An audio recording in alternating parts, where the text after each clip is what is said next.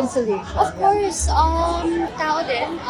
That's years of, patience, learnings, and then listening to advice. Handa ka ba for reconciliation?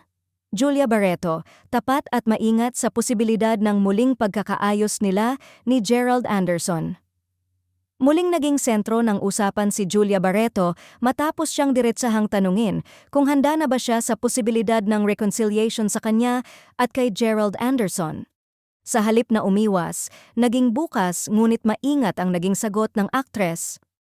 Of course, tao din. That's years of patience, learnings, and then listening to advice.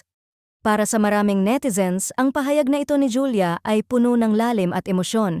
Hindi raw ito simpleng oo o hindi, kundi isang sagot na nagpapakita ng paglago, maturity, at self-awareness. Ayon sa fans, halatang dumaan si Julia sa mahabang proseso ng pag-intindi sa sarili at sa mga pinagdaanan niya, hindi lang bilang artista, kundi bilang isang tao. Agad namang umusbong ang sari-saring interpretasyon mula sa publiko. May mga naniniwala na bukas pa rin ang puso ni Julia sa ideya ng muling pagkakaayos, basta't dumaan ito sa tamang proseso. Para sa kanila, ang pagbibigay diin niya sa years of patience and learnings ay indikasyon na hindi basta-basta ang pinagdaanan nila ni Gerald at hindi rin basta-basta ang desisyong muling bumuo. May ilan ding nagsabing ang sagot ni Julia ay malinaw na hindi padalos-dalos.